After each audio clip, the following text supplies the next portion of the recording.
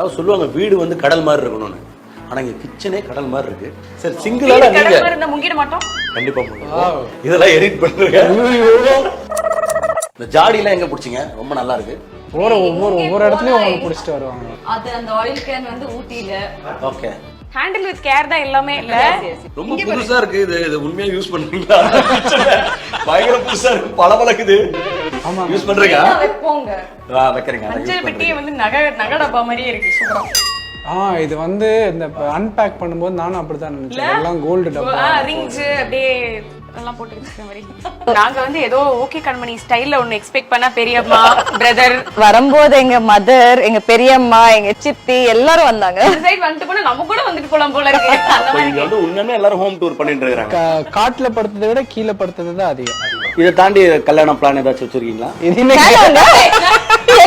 நிறைய பேர் லிவிங் ரிலேஷன்ஷிப்னு சொல்லிட்டு அதுக்கப்புறம் டக்குன்னு வந்து ஒரு கல்யாணம் அப்படின்ற மாதிரி சொல்லுவாங்க. அந்த மாதிரி ஏதாவது பிளான் இருக்கா? கல்யாண டேட் ஏதாச்சும் அறிவிக்கணும்னு கண்டிப்பாங்க வீட்டுல அடிப்பாங்க இல்லனா இல்லனா இப்போ எங்க லிவிங் ரிலேஷன்ஷிப் மாதிரி இல்ல இது. எங்க ஃபேமிலி பேசி இருங்க அமீர் கொஞ்சம் பாத்துக்கோங்க பாவனி தனியா வீட்டுல இருக்க. Love cum arrange arrange cum love மாதிரி இருக்கு இப்போ இது. அவர் சொன்ன அரேஞ்ச் லிவிங்.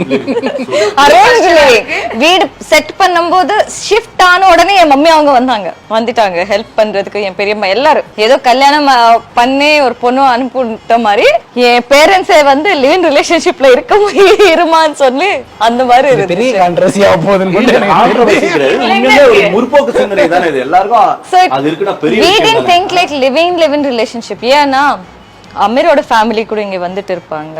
சோ அப்படி பார்த்தா I was staying in Prestige அங்கே இருந்தேன். It was a very small flat. நான் தனியாவே இருக்கணும் அங்க. நான் என்னோட பெரியம்மா என்னோட அண்ணன் ரெண்டு பேரும் இங்க கூட்டிட்டு வந்துட்டேன்.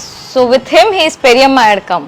சோ எல்லாருக்கும் ஒரு நல்ல ஒரு ஹாப்பியான ஒரு ஃபீல் கொடுக்குறாங்க. இது லிவினா ரெண்டு பேரே இருக்கணும் தானே? ஆமா லிவினா எங்க ஃபேமிலிஸ் கூட இருக்கணும்.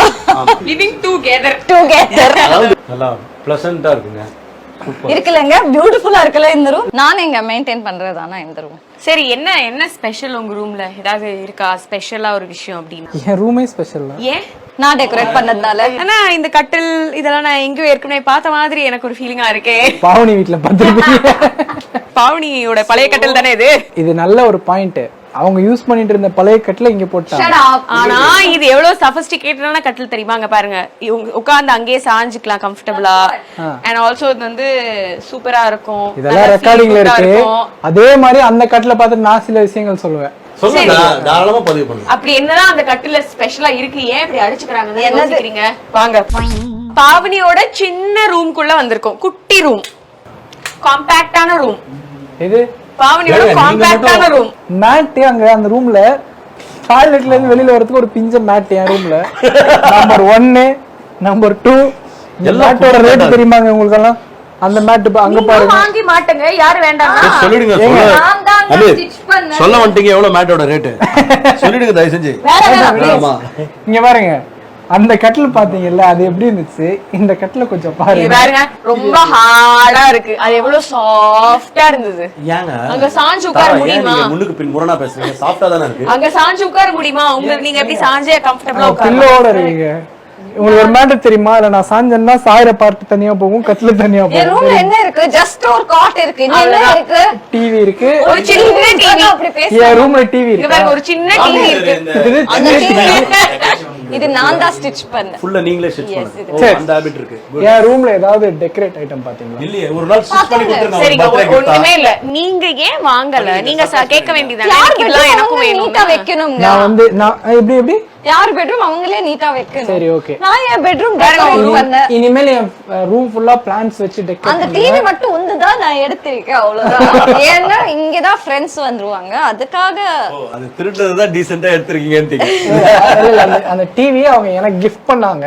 எங்க ஃபேமிலிஸ் எல்லாம் பேசினதுக்கு அப்புறமா நான் தனியா எங்கேயோ இருக்கிறது சேஃப்டியே கிடையாதுன்னு சொல்லி சரி என் ஃபேமிலியே வந்து பேசி அவர் கூட சேர்ந்து இருக்கிறது பெட்டர் என்னமோன்னு சொல்லிட்டு அவங்க ஃபேமிலி கூட அவங்க பிரதர் கூட இருப்பாங்க.